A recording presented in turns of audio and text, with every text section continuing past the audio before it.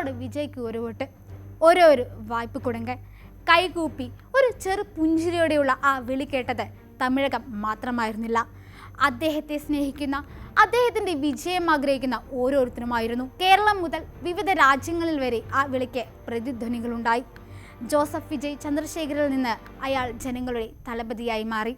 കരിയറിൻ്റെ ഉച്ചസ്ഥായിയിൽ നിൽക്കുമ്പോൾ അവർക്ക് വേണ്ടി അയാൾ ജനസേവനത്തിനിറങ്ങി. ജനങ്ങളുടെ സ്വന്തം ജനനായകനായി മാറി.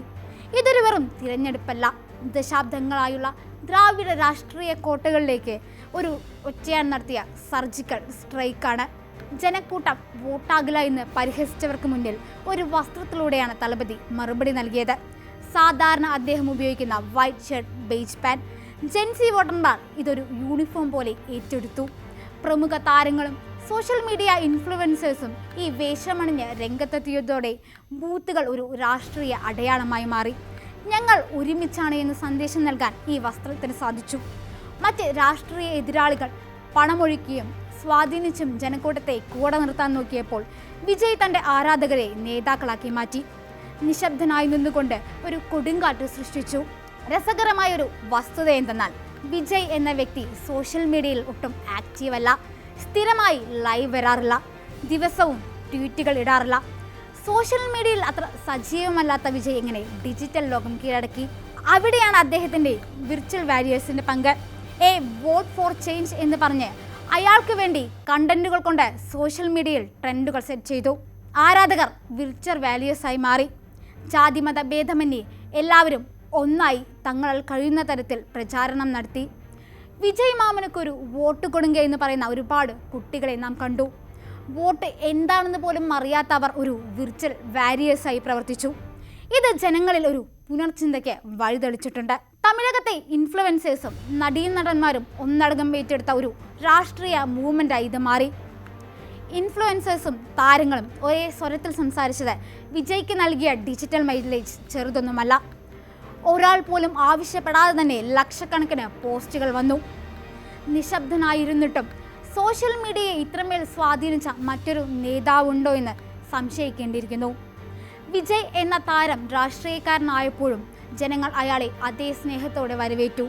തങ്ങളുടെ തലപതിക്ക് വേണ്ടി അവർ വഴിയോരങ്ങളിൽ തടിച്ചുകൂടി.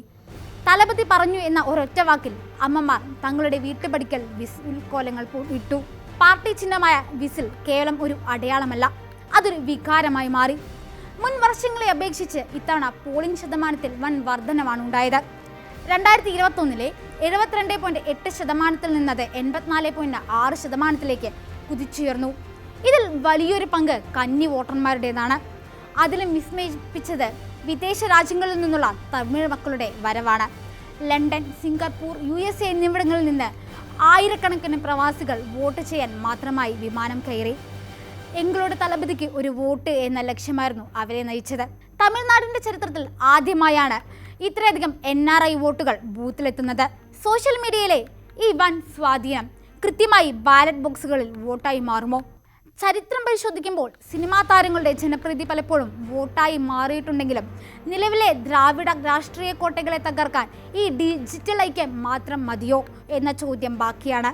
എങ്കിലും നിഷ്പക്ഷമായി നോക്കിയാൽ ഒന്നുറപ്പിക്കാം, മുമ്പെങ്ങുമില്ലാത്ത വിധം യുവാക്കളെയും കന്നി വോട്ടർമാരെയും പോളിംഗ് ബൂത്തിലേക്ക് എത്തിക്കാൻ ഈ സോഷ്യൽ മീഡിയ തരംഗത്തിന് കഴിഞ്ഞിട്ടുണ്ട്. ഇത് പരമ്പരാഗത വോട്ട് ബാങ്കുകളിൽ വിള്ളൽ വീഴ്ത്തുമോ എന്ന് വരും ദിവസങ്ങൾ പറയും. പരിഹസിച്ചവർക്കും തള്ളിക്കളഞ്ഞവർക്കും മുന്നിൽ വെള്ള ഷർട്ടും ബീച്ച് പാൻറ്റും ധരിച്ച ജനസമുദ്രം ഒരു മറുപടിയാണ്. തമിഴകം ഇനി ഒരു പുതിയ മാറ്റത്തിലേക്ക് വിസിൽ മുഴക്കുകയാണ്. അത് വെറും ഒരു സിഗ്നലല്ല, തമിഴകത്തെ സാധാരണക്കാരുടെ ശബ്ദമാണ്. കോൺഫിഡൻ്റ് ആയിരുങ്ക സാർ, നല്ലത് നടക്കും, വെട്രി നിശ്ചയം. വീണ്ടും സന്ധിക്കും വരെ നന്ദി, വണക്കം. കൂടുതൽ വാർത്തകൾക്ക് News 18 Keralam YouTube channel subscribe ചെയ്യുക.